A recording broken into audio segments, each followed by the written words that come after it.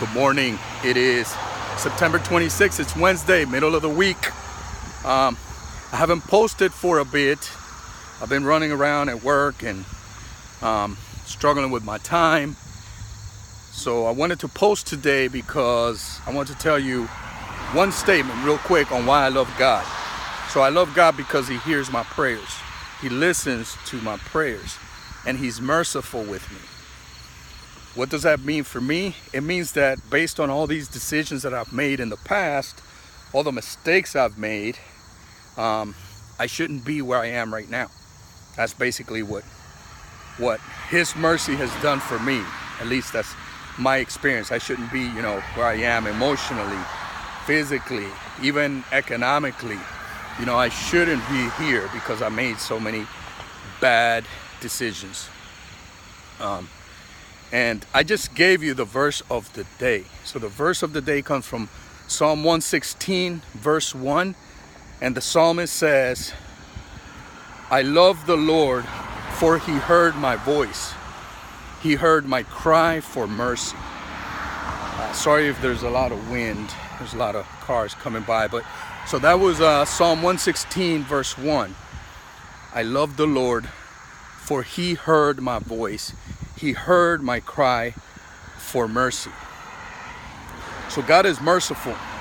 It's funny how some atheists will point to the evil in the world. They're like, look at all this evil going on, which we know there's so much evil in this world, right? But they point to that as an argument for why God does not exist. He can't exist because of all this evil. They're not understanding God's mercy. They're not understanding that He's waiting because of mercy, right? So they point and say, look at all this evil. That's why God does not exist.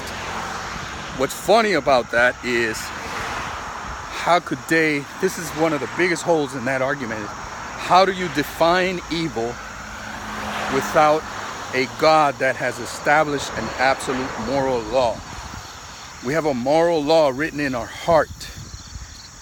So without that absolute standard, you can't measure evil. In other words, I don't know that this line is crooked and it's, squiggly, unless I have a straight line, a true and straight line next to it that will show me that, oh, okay, yeah, that line is crooked. Whether I have a physical line drawn right, or I just understand what a absolute straight line looks like, right? I have a good, accurate representation in my mind of that straight line, and then I can identify the crooked line. So in order to identify evil in the world, you would have to have a standard of goodness. So you would have to have God, because without God, you don't have a standard of goodness. So that's the biggest hole in that argument. But another funny thing is that we point to all this evil in the world, but we never say, well, at some point, I've been there. I've done the wrong thing. I can do evil. I have the capacity for evil. So does God need to just wipe me away, from the face of this earth immediately? Or do we ask for mercy? We want people to just look at our situation, what I did. I want you to forgive me. We seek forgiveness. We seek clemency, amnesty from judges. So those are the two, I feel like the two biggest issues with that argument, is that we always, when we talk about evil, we're never talking about ourselves. We're talking about others. But God is merciful. And then, the beginning of that psalm, it says, I love the Lord, for He hears my voice. He hears my cry for mercy. Very relevant in today's society, what's going on right now. Folks want to be heard.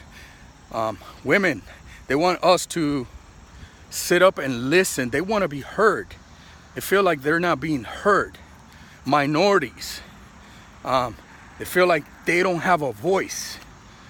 No one cares about what we have to say as a people or as a culture and so on. So It's very relevant to what's going on today, but it's interesting because this was written when? It was written over 500 years before Jesus walked the earth. Isn't that crazy? So I read recently that the book of Psalms, a collection of Psalms, different authors, right? It's probably written, you know, it took maybe 40, 50 years for all of these books to be written, but it was written during the captivity of the Hebrews by the Babylonians. And that was, you know, 538 BC and back to 585 BC. So almost 600 years before Jesus walked the earth, you have some psalmist that pens these words, and you read them today and you're like, man, this is so relevant. We want to be heard, and we also want mercy.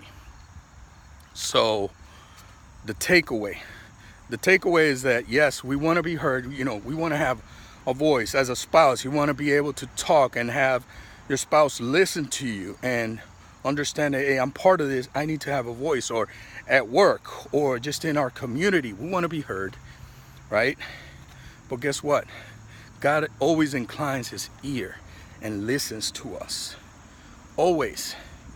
He's always there to listen to us. So we need to turn to God in prayer and seek his counsel, right? And plead with him. He is, you know, all merciful. So that's what I'll leave you with. You do have a voice because God is always listening to you. Amen. God bless you. Have a good rest of the week. Peace.